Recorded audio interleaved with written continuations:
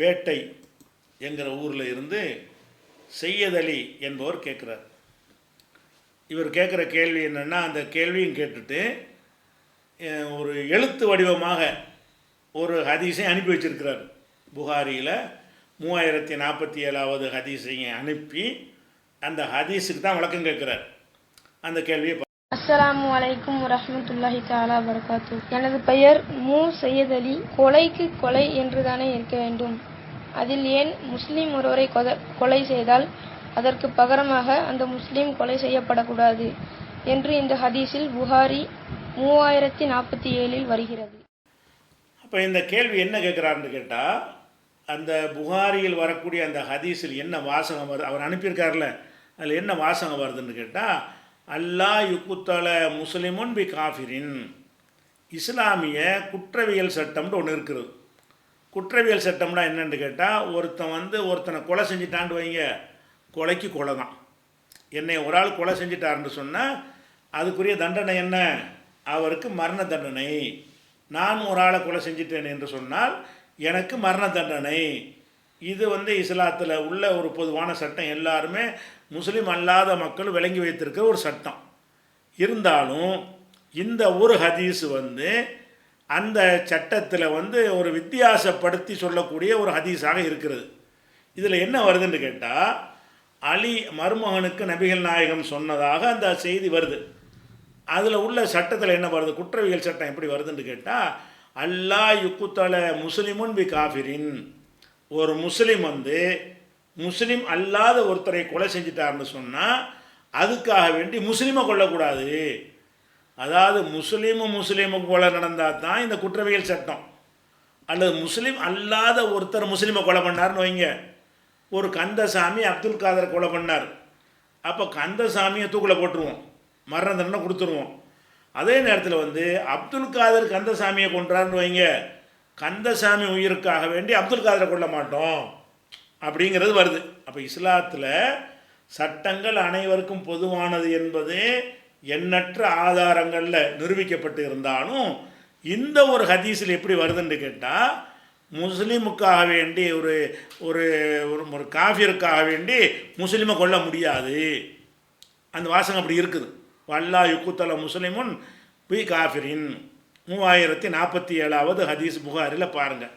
அதில் என்ன வரும் என்றால், முஸ்லீம் ஒரு காஃபிரை முஸ்லீம் அல்லாத ஒருத்தரை கொலை செய்தானேயானால் அவனை கொல்லக்கூடாது, வேறு தண்டனை தான் கொடுக்கணுமே தவிர கொலைக்கு கொலைங்கிறது கிடையாதுங்கிறது வருது. இந்த ஒரு ஹதீஸ் சரியான்னு அவர் கேட்குறாரு. சரி இல்லை, அது புகாரில் வந்தாலும் சரி முஸ்லீமில் வந்தாலும் சரி இது சரியான சட்டம் கிடையாது. அதிகமான அறிஞர்கள் விளங்காமல் இதன் அடிப்படையில் சட்டம் சொல்லியும் இருக்கிறார்கள். சொன்னாலும் அது சரி கிடையாது. ஏன் சரி கிடையாதுங்கிறோம்னு கேட்டால், இஸ்லாத்தில் முதல் நமக்கு ஆதாரம் என்பது திருக்குரான் தான். திருக்குரானில் ஒரு பேசிக்கான விஷயங்கள் சொல்லப்படுதுன்னு வைங்க, அந்த செய்திக்கு மாற்றமாக ஹதீஸில் ஒரு செய்தி வந்தால் நம்ம எதை அடிப்படையாக வைத்து முடிவெடுக்க வேண்டும் என்றால், குரானை வச்சா முடிவெடுக்கணும். குரானுக்கு ஒட்டி அதுக்கு விளக்கமாக ஹதீஸ் வந்தால் ஹதீஸை எடுத்துக்கொள்ளலாம், அல்லது முரணாக விளக்கமாக இல்லாமல் தனி செய்தியாக வந்தால் எடுத்துக்கொள்ளலாம். அப்படி இல்லாமல் குரானுடைய அந்த கான்செப்டுக்கு மாற்றமாக வந்துச்சின்னு வைங்க, அப்போ இப்படி ஒரு புகாரில் வந்திருக்கேன்னு சட்டம் எடுக்க முடியாது. ஏன்னு கேட்டால் ஒரு அடிப்படையை நீங்கள் விளைவிக்கணும்னு, குரானுக்கும் ஹதீஸும் ரெண்டுமே அல்லாஹ்வுடைய தூதர் வழியாக தான் வருது. ரெண்டுக்கும் வித்தியாசம் இருக்கிறது. குரான் என்பது அல்லாஹ்விடமிருந்து வருதா, நபிகள் நாயகம் உள்ளத்தில் மனனம் செய்து கொடுக்குறார்கள், மனனம் செய்கிறதில்ல, அதுவாக பதிவாகி விடுகிறது. அப்படி தான் அல்லாஹ்வும் சொல்லி காட்டுறான். சொன்னோன்னு என்ன செய்கிறாங்கன்னா, சஹாபாக்களை கூப்பிட்டு யார் யார் எழுத தெரியுமோ அவங்கள கூப்பிட்டு இதை எழுதிக்கிறங்க, அல்ஹம்துலில்லாஹி ரப்பில் ஆலமீன் எழுதிக்கிறங்க, அர்-ரஹ்மான் இறைம் எழுதிக்கிறங்கன்றவுடனே நபிகள் நாயகம் காலத்தில் குரான் அவங்க அல்லாட்டேருந்து அந்த செய்தி வரும், வந்தவுடனே எழுத்தற்ற சொல்லுவாங்க, அவங்க எழுதி வச்சுருவாங்க. அந்த எழுதி வைத்தது தான் குரான். எழுத்து வழியாக ரெக்கார்டு பண்ணப்பட்டு அது பல பிரதிகள் எடுக்கப்பட்டு உலகம் முழுசு அனுப்பப்பட்டு இதுதான் குரான் என்று என்ன செய்யப்பட்டது, ஒட்டுமொத்த சமுதாயத்தினாலேயும் முடிவு செய்யப்பட்ட ஒரு விஷயம் குரான் என்பது. இந்த ஹதீஸுங்கிறது என்னன்னு கேட்டால், நபிகள் நாயகம் அவர்கள் அப்போது மக்கள் கேள்வி கேட்கும் பொழுது உரை நிகழ்த்தும் பொழுது, சும்மா பேசி கொண்டிருக்கும் பொழுது பல செய்திகளை சொல்வார்கள். அதுவும் மார்க்கம் என்கிற பேரில் சொன்னார்களேயானால் அதுவும் அல்லாஹ்வுடைய செய்தி தான். ஆனாலும் அதை சொல்லும்போது அவ்வளோ பேரையும் கூப்பிட்டு வைத்து எல்லாம் மனப்பாடம் பண்ணி வச்சுக்கிறங்க, எழுதி வச்சுக்கிறங்க என்று சொல்ல மாட்டார்கள். ஒரே ஒரு ஆள்கிட்ட சொல்லுவாங்க, 2 பேர்கிட்ட சொல்லுவாங்க, அல்லது 10 பேர் இருக்கிற சபையில் சொல்லுவாங்க. அதை ஒருத்தர் மட்டும் மனப்பாடம் பண்ணியிருப்பார். ஹதீஸ் என்பதை பொறுத்த வரைக்கும் ஒருவரோ 2 பேரோ அதை சொல்வார்கள், நபிகள் சொன்னதாக. அப்படி சொல்லக்கூடியவர் என்ன செய்யலாம்னு கேட்டால், ஒருத்தர் 2 பேர் தானே சொல்கிறாங்க, பிழை ஏற்பட வாய்ப்பு இருக்குது. கவனக்குறைவாக ஒரு செய்தியை கவனிக்கிறதுக்கு வாய்ப்பு இருக்குது.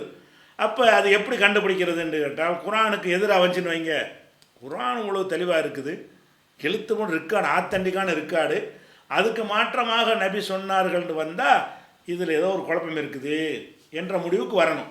அப்படி வராட்டி ஹதீஸ் ஆதாரம் தான், அப்படி வராத ஹதீஸுகள் எல்லாமே ஆதாரம் தான். இப்போ இந்த கேள்வி கேட்டிருக்காருல, அவரை ஏன் இதை கேட்குறாரு? அதோட இஸ்லாம்னா சட்டத்தின் முன் அனைவரும் சமம் என்பதுதான் இஸ்லாத்துடைய தனிச்சிறப்பு. எல்லாம் ஆதமுடைய மக்கள் தான். மறுமையில் கொடுக்குற தண்டனைகள் தான் வித்தியாசம் இருக்கிறது. மறுமையில் முஸ்லீம் சொர்க்கத்துக்கு போவான், முஸ்லீம் அல்லாதவன் நரகத்திற்கு போவான் என்பது மறுமையில் உள்ள ஒரு விஷயம். இந்த உலகத்து விஷயத்தை பொறுத்த வரைக்கும் இஸ்லாம் என்பது ஒரு தாய் தந்தைக்கு தான் நீங்கள் பிறந்திருக்கிறீங்க. இந்த உயர்வு தாழ்வு இதெல்லாம் ஒருத்தர் வித்தியாச அறிந்து கொள்வதற்கு உள்ளதானே தவிர அவங்க உயர்வு தாழ்வு கற்பித்து கொள்ளக்கூடாது. இந்த உயர் மேலு அந்த உயர் கம்மி என்று சொல்லக்கூடாது. இதுதான் இஸ்லாமுடைய அடித்தளமே. இது எல்லாரும் வழங்கி வச்சுக்கிற ஒரு விஷயம். அப்படிப்பட்ட ஒரு மார்க்கத்தில் முஸ்லீம் முஸ்லீம் அல்லாதவனை கொன்றால் அப்போ என்ன செய்யலாம்? பேசாம முற்றணும். முஸ்லீம் அல்லாதவன் முஸ்லீமை கொன்றானேயானால் அவனை தண்டிக்கக்கூடாது, அவனுக்கு உயர்வா, முஸ்லீமுக்கு மரண தண்டனை கிடையாது அப்படின்னு இஸ்லாம் சொல்லுமா என்ற சந்தேகத்தை வச்சு தானே இன்றைக்கி கேள்வி கேட்குறாரு. இந்த கேள்வி கேட்டவருக்க அப்படி சந்தேகம் இருக்குது. அப்போ நம்ம இது சம்பந்தமாக குர்ஆன் என்ன சொல்கிறது நீங்கள் ஆய்வு பண்ணி பாருங்கள். குர்ஆன் என்ன செய்கிறது? இப்போ கத்தப்புனா, அதாவது ஆதம் அலைஹிஸ்ஸலாத்துடைய பிள்ளைகளில் தான் அந்த கொலை நடக்கிறது. இப்படி நடந்த பிறகு ஒரு மகனை கொன்னுவிட்டான். அதுக்காக வேண்டி நம்ம சட்டம் இயற்றினோம், இஸ்ரவேல் மக்களுக்கு இந்த சட்டத்தை விதியாக்கினோம் என்று சொல்லி நமக்கு அதான் சட்டம். அதில் அல்லாஹ் என்ன சொல்கிறான்னு கேட்டால், 5வது சூறாவில் அத்தியாயத்தில் 45வது வசனத்தில் சொல்லுகிறான், ஓ கதபுனா அலைஹிம் ஃபீஹா, அந்த இஸ்ரவேல் மக்களுக்கு நம்ம விதியாக்கினோம். என்ன விதியாக்கினோம்? அன்னன் நஃப்ஸ பின் நஃப்ஸ், உயிருக்கு உயிர், உயிரை வாங்கினா உயிர். முஸ்லீமுடைய உயிருக்கு முஸ்லீம் உயிர், முஸ்லீம் அல்லாதவனுடைய உயிருக்கு கிடையாது. அப்படி எழுதலை. நஃப்ஸுக்கு நஃப்ஸ், இது உயிரா இல்லையா? அப்போ அண்ணன் நஃப்ஸ பின் நஃப்ஸி, உயிருக்கு உயிர் என்று. ஒல் ஐன பில் ஐனே, கண்ணுக்கு கண்ணு. என் கண்ணை எடுத்தால் உன் கண்ணை எடுக்கணும், நானாக போய் எடுக்கக்கூடாது, அரசாங்கம் எடுக்க வேண்டும். ஒல் அன்ப பில் அன்பி, மூக்குக்கு மூக்கு. ஒல் உதன பில் உதனி, காதுக்கு காது. ஒல் சின்ன பில் சின்னி, பல்லுக்கு பல்லு. ஒல் ஜுருஹ கிசாஸ், ஒவ்வொரு காயங்களுக்கும் அதே போன்ற காயப்படுத்துதல் உண்டு அப்படின்னு குர்ஆன் சொல்லுகிறது. அப்போ இதில் சொல்லும் பொழுது என் கண்ணும் உன் கண்ணும் ஒன்று தான். முஸ்லீம் கண்ணாக இருந்தாலும் சரி, முஸ்லீம் அல்லாத கண்ணாக இருந்தாலும் சரி, என் கண்ணை ஒரு முஸ்லீம் அல்லாதவன் ஊனப்படுத்தினால் அரசாங்கம் அவன் கண்ணை ஊனப்படுத்த வேண்டும். நான் போய் முஸ்லீம் அல்லாதவனுடைய கண்ணை ஊனப்படுத்தி விட்டால் என்னுடைய கண்ணை அதே மாதிரி அரசாங்கம் என்ன செய்யணும்? ஊனப்படுத்தணும் என்று நம்ம விதியாக்கி விட்டோம்னு அல்லாஹ் சொல்கிறான். இதில் எங்கள் உலக சட்டத்தில் இஸ்லாம் அப்படியே பிரித்து பார்க்குமா? அது நஃப்ஸுக்கு நஃப்ஸுண்டா கிடையாது. அது முஸ்லீமான நஃப்ஸுக்கு வேறு சட்டம், நஃப்ஸுண்டா உயிர். முஸ்லீம் அல்லாத நஃப்ஸுக்கு வேறு சட்டம். அப்படி இஸ்லாத்தில் இருக்குமா? இருக்காது என்று இந்த வசனம் என்ன செய்கிறது? சொல்லி காட்டுகிறது. அதே மாதிரி இந்த சட்டத்தை எதுக்கு கொண்டு வந்திருக்கிறோம் அப்படிங்கிறது அல்லாஹ் சொல்கிறான். 2வது அத்தியாயத்தில் 179வது வசனத்தில் அல்லாஹ் சொல்கிறான், வழக்கும் ஃபில் கிசாசி. கிசாஸ்ன்னு சொன்னால் அந்த சரிக்கு சரியாக தண்டிக்க, உயிருக்கு உயிர், கண்ணுக்கு கண், பல்லுக்கு பல்லு என்ற அந்த பழிக்கு பழி வாங்கும் தண்டனையில் ஹயாத்துன், உயிருக்கு உத்தரவாதம் இருக்கிறது. யா உளில் அல்பாப், அறிவுடைய மக்களே, இதில் உங்களுக்கு உயிருக்கு பார்த்தா உயிரை வாங்குற மாதிரி உங்களுக்கு தெரியும். ஒரு ஆளுக்கு மரண தண்டனை கொடுத்தால் அவனோட உயிரை எடுக்கிற மாதிரி உங்களுக்கு தெரியும். இல்லை, உயிரை காப்பாற்றுறது இருக்குது. அப்படி ஒருத்தன் கொடுத்தீங்கன்னா நாளைக்கு ஒருத்தன் செய்ய மாட்டான், ஒவ்வொருத்தனும் பயந்து நடப்பான், அனைத்து உயிர்களும் பாதுகாக்கப்படும். இதுக்கு தான் இந்த சட்டம் என்று சட்டத்துடைய நோக்கத்தை குர்ஆன் சொல்லுகிறது. 2வது அத்தியாயத்தில் 179வது வசனத்தில் என்ன செய்கிறது? சட்டத்தின் நோக்கம் என்ன? கொலை நடக்கக்கூடாது. கொலை நடக்கக்கூடாதுன்னா கொன்றவனை கொல்லணும். அப்போ இதுதான் நோக்கமாக இருந்தால், அப்போ முஸ்லீம் போய் கந்தசாமியை கொன்றால் அதுக்கு இது மரண தண்டனை கிடையாதுங்கன்னா இவன் கொண்டுகிட்டே இருப்பானே, கொலையை ஒழிக்கிறதான தண்டனை. இப்படி ஒரு சட்டம் இஸ்லாத்தில் இருக்கும் என்று சொன்னால் அப்போ முஸ்லீம் பூரா கொலகார பயல் ஆயிடுவான். ஏன்? அவன் கொலை செஞ்சான்னா அவனுக்கு மரண தண்டனை கிடையாது. அப்போ மரண தண்டனை இல்லைன்னு சொன்னால் இந்த சட்டம் எதற்கு இயற்றப்பட்டுச்சு? இயற்றப்பட்டதா அல்லாஹ் சொல்லுகிறான், குர்ஆன் சொல்லுகிறது என்று கேட்டால், ஹயாத்துன் வலக்கும் ஃபில் கிசாசி ஹயாத்துன், உயிருக்கு உயிர் என்பதில் ஹயாத் இருக்கிறது. ஹயாத்துனா இந்த சட்டம் இருந்தால்தான் என் உயிருக்கு உத்தரவாதம், உன் உயிருக்கு உத்தரவாதம். அறிவுடைய மக்களே, அறிவுடைய மக்கள்னால் நல்லா சிந்திச்சு பார்த்தீங்கன்னு சொன்னால் இப்படி ஒரு கடும் சட்டம் இருந்தால்தான் எல்லா உயிரும் பாதுகாக்கப்படும். தன் உயிர் போயிருங்கிற பயத்தை உண்டாக்கினால் மற்ற உயிர்களை போக்க அவன் துணிய மாட்டான் அப்படின்னு சொல்லப்பட்டிருக்குது. அப்போ இதை வச்சு பார்க்கும்பொழுது இந்த இஸ்லாம் மார்க்கத்தில் இதுக்கு எந்த விதமான ஒரு எக்ஸ்கியூஸும் கிடையாது. இதே மாதிரி ஒரு கொலை செஞ்சான்னு வைங்க, இந்த கொலை செஞ்சதற்கு உரிய தண்டனையை இஸ்லாம் சொல்லுகிறது. துன்யாவில் இல்லை, ஆகிரத்தில், மறுமையில். அதில் 4வது அத்தியாயத்தில் 93வது வசனத்தில் சொல்லப்படுகிறது, ஒமை யக்துல் மூமினன் முத்தம்மிதன், ஒருத்தன் முஸ்லிமான ஒருத்தனை வேண்டுமென்று கொன்றால், முஸ்லீம் தான் வருது, வேண்டுமென்று கொண்டால் இப்போ ஜசாவுஹு ஜஹன்னம், அவனுக்குரிய தண்டனை நரகம், ஹாலிதன் ஃபீஹா, அதில் நிரந்தரமாக இருப்பான், ஓ கலிபல்லாஹு அலைஹி, அவன் மீது அல்லாஹ் கோவப்படுகிறான், ஓ லானஹு, அவனை சபிக்கிறான், ஓ ஆத்தலஹு அதாபன் அலீமா, மகத்தான தண்டனையை அவனுக்காக அல்லாஹ் சித்தப்படுத்தி வைத்திருக்கிறான் என்று 4வது அத்தியாயத்தில் 93வது வசனத்தில் இருக்குது. அப்போ ஒரு முஸ்லீம் ஒரு முஸ்லீமை கொலை செஞ்சான்னு சொன்னால் நிரந்தர நரகம் இருக்குது. சரி, முஸ்லீம் முஸ்லீம் அல்லாதவனை கொலை பண்ணா அதுக்கு என்ன சொல்லப்பட்டிருக்குது? அதுக்கு நிரந்தர நரகம் சொல்லப்பட்டிருக்குது. மறுமையில் கூட நிரந்தர நரகம்னு வருது. எப்படி வருதுன்னு கேட்டால் புகாரியில் 3166வது ஹதீஸில் வருகிறது, மண் கத்தல முஆஹதன் லம் எருகி ராயிகத்தல் ஜன்னா, அதாவது ஒரு இஸ்லாமிய நாடு, அதில் என்ன செய்கிறான்னு கேட்டால் அவன் ஒரு ஒப்பந்தத்தின் அடிப்படையில் வாழக்கூடியவனாக இருக்கிறான், வேற ஒருத்தனாக இருக்கிறான், எங்களை அடைக்கலந்தாங்க, நான் உங்கள் நாட்டில் இருக்கிறேன் என்று வாழ்கிறான். இப்படியான ஒரு ஒப்பந்தத்தில் வாழக்கூடிய ஒருத்தனை கொலை செய்தானேயானால், அதை முஸ்லீம் அல்லாதவனை கொலை செய்தானேயானால் அவன் சொர்க்கத்தின் வாடையை கூட அடைய மாட்டான். ஒ இன்னரீகா தூஜது மின் மசீரத்தி 40 ஆமன், 40 ஆண்டுகள் தொலைவுள்ள கூட அந்த நறுமணம் வீசும்.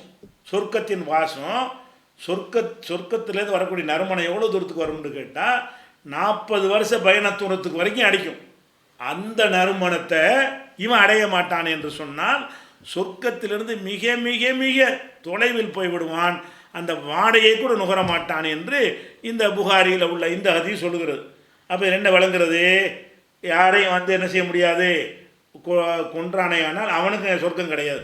சொர்க்கம் கிடையாதுனால நரகம் தானே அர்த்தம். வாடையை கூட அடைய மாட்டான்னா நிரந்தர நரகம் தான். அப்போ அது முஸ்லீமை கொன்றாலும் நிரந்தர நரகம், முஸ்லீம் அல்லாதவனை கொன்றாலும் நிரந்தர நரகம். அதே மாதிரி இன்னொரு ஹதீஸில் வருகிறது, மண் கத்தல கத்தீலமின் அகலி திம்மா, திம்மாண்டா இஸ்லாமிய நாட்டில் முஸ்லீம் அல்லாதவனாக இருந்து இவங்க ஜக்காத்து கொடுக்குற மாதிரி அவன் ஜிஸியா கொடுத்துக்கிட்டு இருக்கக்கூடிய ஒருத்தன் அப்படி இருப்பானேயானால் அவனை கொன்று விட்டால் அவனும் சொர்க்கத்து வாடை அடைய மாட்டான் என்று 40 வருஷ தொலைவில் இருந்தாலும் வரக்கூடிய அந்த வாடை இவனுக்கு கிடைக்காது. இது முஸ்னது அஹ்மதில் இருக்கிறது. அப்போ இதில் என்ன வருதுன்னு கேட்டால் உயிருக்கு உயிருங்கிறதெல்லாம் இஸ்லாம் கவனம் செலுத்துது. இந்த சட்டத்தை கொண்டு வந்ததுக்கு காரணமே மறுமையுடைய விஷயத்துக்கு கொண்டு வரவே இல்லை. துன்யாவில் கொலை நடக்கக்கூடாது, இந்த உலகத்தில் கொலை நடக்கக்கூடாது என்றால் இப்படி ஒரு கடும் தண்டனை தான் வேணும். அது போக நீங்கள் குர்ஆனை எடுத்து பார்த்தீங்கன்னு சொன்னால் அந்த கொலை சம்பந்தமாக அல்லாஹ் பல கட்டளைகளை போடுறான். 25வது அத்தியாயத்தில் 68வது வசனத்தில் எல்லாம் சொல்லி காட்டுகிறான், ஒல்லதீன லா யதுஊன மஅல்லாஹி இலாஹன் ஆகர். முஸ்லீம் என்று ஒருத்தன் சொல்லிக் கொள்வானேயானால் அல்லாஹ்வோடு வேறு கடவுளை அழைக்கக்கூடாது. ஒன்று. ரெண்டாவது, வலா யக்துலூன நஃப்ஸ, எந்த உயிரையும் கொல்லக்கூடாது. அல்லத்தி ஹரம் அல்லாஹ் ஹராமாக்கி இருக்கிற, கொல்வதை ஹராமாக்கி இருக்கிற, தடுத்திருக்கிற காரணத்தினால் எந்த ஒரு உயிரையும் கொல்லக்கூடாது என்று சொல்லிவிட்டு இதை ஒருத்தன் வலா யஸ்னூன், விசாரம் செய்யக்கூடாது. ஒமையபோல் சாலிக்கு தாளிக்க, இவற்றை ஒருவன் செய்வானேயானால் எல்கா சாமா, அவன் பாவத்தை சுமப்பான். யுலா அபுலகுல் அதாபு, அவனுக்கு தண்டனை இருமடங்காக்கப்படும்.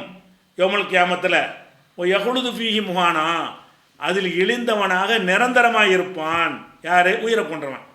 அது அல்லாஹ்வுக்கு இணை கற்பித்து விட்டு உயிரையும் கொன்றுவிட்டு விபச்சாரம் செய்து விட்டானேயானால், அப்படி சொல்கிறக்கூடிய இந்த வசனத்தில் என்ன வருதுன்னு கேட்டால், முஸ்லீமை கொன்றால்னு வரல, எந்த உயிரையும் கொன்றால். அப்போ இஸ்லாம் எப்படி பார்க்குது? உயிரை உயிராகத்தான் பார்க்குறது. அதே மாதிரி 17:33 அல்லாஹ் கட்டளை இடுகிறான், ஒலா தக்துலு, கொல்லாதீர்கள் அந்நப்ஸ, எந்த உயிரையும் கொள்ளாதீர்கள். அல்லத்தி ஹரமல்லாஹ், அல்லாஹ் ஹராமாக்கியிருக்கிற எந்த உயிரையும் கொள்ளாதீர்கள். இல்லா பில் ஹக், அதுக்கான முறைப்படினா ஒரு மரண தண்டனைக்காக வேண்டி கொள்வது. அல்ல என்னைய ஒருத்தன் கொல்ல வர்றான், நான் தற்காப்புக்காக வேண்டி அவனை திருப்பி தாக்கணும், செத்து போயிட்டான், இதுதான் நியாயமாக கொள்வது. இப்படி இல்லாமல் எந்த உயிரை நீங்கள் கொல்லக்கூடாது என்று 17:33, 6:151 இப்படி பல வசனங்களில் அல்லாஹ் சொல்லி காட்டுகிறான். இந்த கொலையை பொறுத்த வரைக்கும் முஸ்லீமை கொல்லுவது, முஸ்லீம் அல்லாதவனை கொல்லுவது என்று பாரபட்சம் காட்டக்கூடிய மார்க்கமாக நபிகள் ஆகிய இந்த மார்க்கத்தை கொண்டு வரவே இல்லை. அதே மாதிரி மின் அஜிலி தாலிக்க, இது 5வது அத்தியாயத்தில் 32வது வசனத்தில் எல்லாம் சொல்லி காட்டுகிறான். மின் அஜிலி தாலிக்க, இதன் காரணமாகத்தான் கதபுனா அலா பனி இஸ்ராயில், இஸ்ரவேல் மக்களுக்கு நம்ம விதியாக்கி விட்டோம். அன்னஹு மன் கத்தல நப்சன் பி கைரி நப்சின், ஒரு உயிரை கொல்லாத ஒருத்தன் கொள்வானையானால், அவ் ஃபசாதின் ஃபில்லர்லி, பூமியில் குழப்பம் விளைவிப்பதற்காக தண்டிக்கிறோம்ல மரண தண்டனை, அப்படி இல்லாமல் கொள்வானையானால் பக்க அன்னமா கத்தலன் நாச ஜமியா, மனித குலத்தை எல்லாம் கொன்றவனை போல. இதில் நப்சன் உயிர் என்று தான் வருது. அப்போ உயிரை கொள்ளுவதுன்னு வருதே தவிர, முஸ்லீமை கொன்றானேயானால் உலக மக்களை எல்லாம் கொன்றவன், முஸ்லீம் அல்லாதவர்களை கொன்றானேயானால் அது பிரச்சனை இல்லை அப்படின்னு வருதா? இஸ்லாத்தில் கிடையாது. அப்போ யாரை கொன்றாலும், இன்னும் சொல்ல போனால் இந்த உயிர்ந்து வரக்கூடிய நேரத்தில் ரசூல் ஸல்லல்லாஹு அலைஹி வஸல்லம் அந்த வேறுபாடு பார்க்கல. நபிகள் நாயகம் பள்ளிவாசலில் இருக்கும் பொழுது ஒரு யூதருடைய பிரேதம், ஒரு யூதர் இறந்துட்டார். யூதர் யார்? அவர் முஸ்லீம் அல்லாதவர். அவருடைய பிரேதம் வருது. அப்போ நபிகள் நாயகம் எழுந்து நிற்கிறாங்க. பிரேதம் வரும்போது, ஜனாசா வரும்போது எந்திரிச்சு நிற்கிறாங்க. அப்போ நபித்தோழர்கள் கேட்குறாங்க, அல்லாஹ்வுடைய தூதரை, அது நம்ம ஆள் கிடையாது, யூதருடைய பிரேதம். அப்போ நபிகள் நான் என்ன சொல்கிறாங்க, லைசத் நப்சன், அது உயிர் இல்லையா என்று கேட்குறாங்க. அப்போ உயிரில் அந்த வித்தியாசம் கிடையாது, அது ஒரு உயிர் தானே, உயிராக தானே இருந்துச்சு, அதுலேருந்து எடுபட்டு போன ஒரு உயிர் தானே போயிருக்குது. மறுமையில் தண்டிக்கப்படுவாருங்கிற கதையெல்லாம் வேறு. உலகத்தில் எந்த ஒரு பிரேதம் வந்தாலும் எழுந்து நில்லுங்கள், உங்களை கடந்து செல்லும் வரை எழுந்து நில்லுங்கள்ங்கிறாங்க. அப்போ இஸ்லாமிய பண்ட மண்டலம் அனைத்துக்கும் எதிராக இந்த ஒரு ஹதீஸ் இருக்கிறது. எந்த ஹதீஸு?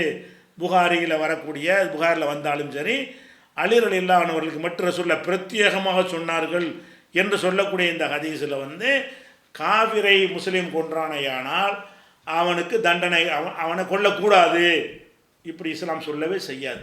அப்படி செஞ்சதும் கிடையாது. இஸ்லாத்தில் நம்முடைய பொறுப்புக்கு வந்தவர்களை கொல்லக்கூடாது, நம்ம ஆளுகையில் உள்ளவர்களை கொல்லக்கூடாது, யாரையுமே கொல்லக்கூடாது. எதுக்கு கொல்லலாம்? எதுக்கு மரண தண்டனை என்று இஸ்லாத்தில் விதிக்கப்பட்டிருக்கிறதோ அதை முஸ்லீம் செஞ்சாலும் கொல்லப்படுவான், முஸ்லீம் அல்லாதவன் செஞ்சாலும் கொல்லப்படுவான். அப்படித்தான் இஸ்லாமிய அடிப்படை.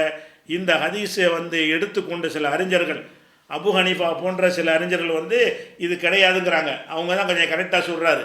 மீதி உள்ள அபு ஹனீஃபாவை தவிர அதிகமான அறிஞர்கள் இந்த வசனங்களை எல்லாம், இந்த அடிப்படையான இதெல்லாம் கவனிக்காமல் என்ன செய்கிறாங்க, ஹதீஸில் வந்திருக்குதுல அப்படிங்கிறாங்க.